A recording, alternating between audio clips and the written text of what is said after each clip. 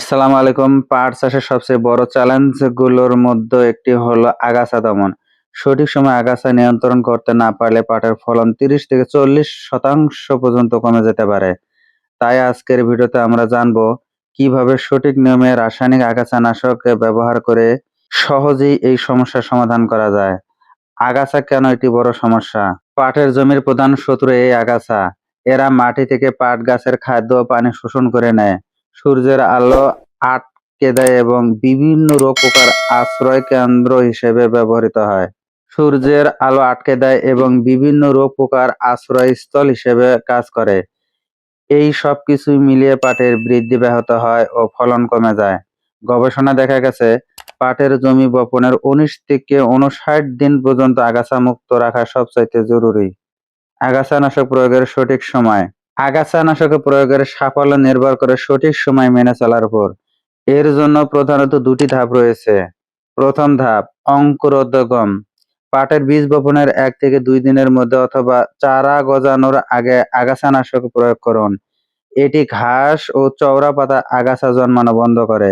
ধাপ ২ অঙ্কুরোদ্গম পরবর্তী পোস্ট এমার্জেন্ট। যদি আগে প্রয়োগ করতে না পারেন তাহলে পাটের চারা ২০ থেকে ২৫ দিন বয়স হলে অথবা ১০ থেকে ১৫ সেন্টিমিটার লম্বা হলে আগাছানাশক স্প্রে করুন। মনে রাখবেন, বিকেলে ঠান্ডা আবহাওয়ায় স্প্রে করলেও ওষুধ সবচাইতে ভালো কাজ করে। সঠিক আগাছানাশক নির্বাচন ও প্রয়োগ মাত্রা। এখন আসুন জেনে নেই নিজ বাজারে প্রচলিত কিছু কার্যকরী আগাছানাশক এবং তাদের সঠিক মাত্রা।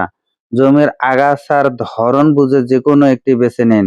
সানজুট প্লাস 20 WG।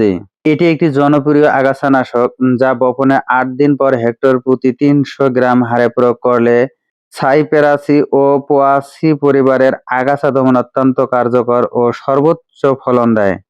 ফেনক্স। জমি তৈরির সময় হেক্টর প্রতি ৬.৫ লিটার ওষুধ ৬০০ লিটার পানিতে মিশিয়ে স্প্রে করুন। ১০ দিন পর জমি আগাছামুক্ত হলে পাটের বীজ বপন করুন। ব্যাসালিন। বীজ বপনের ১ দিন পর হেক্টর প্রতি ১.৫ থেকে ২ লিটার ৬০০ লিটার পানিতে মিশিয়ে স্প্রে করুন।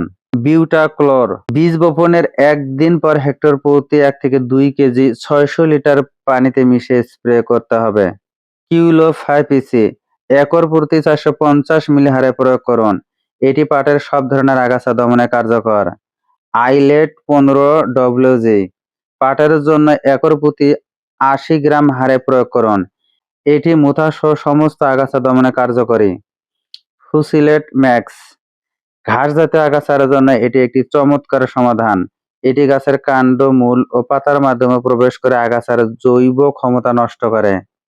প্রয়োগের সঠিক পদ্ধতি। শুধু সঠিক ওষুধ নির্বাচন করলেই হবে না, সঠিক নিয়মে প্রয়োগ করাও জরুরি। পানির পরিমাণ।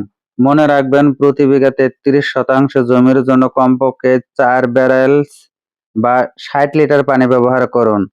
পানির পরিমাণ কম হলে ওষুধ পুরো জমি সমানভাবে ছড়াবে না। প্রয়োগের কৌশল। একটি ভালো মানের স্প্রে মেশিন ব্যবহার করুন।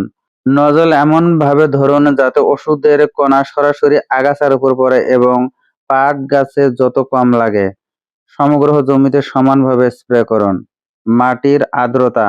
স্প্রে করার আগে ও পরে জমিতে হালকা সেচ দিলে মাটির আর্দ্রতা বজায় থাকে।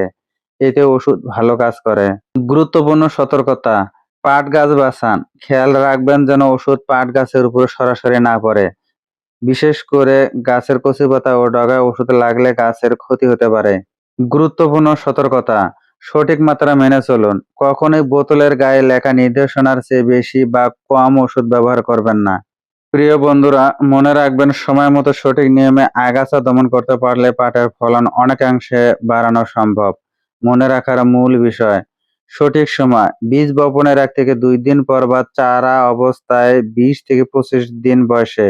সঠিক মাত্রা। প্রতি বিঘা ৩৩ শতকে ৬০ লিটার পানির সাথে ওষুধের সঠিক মাত্রা মিশিয়ে নিন।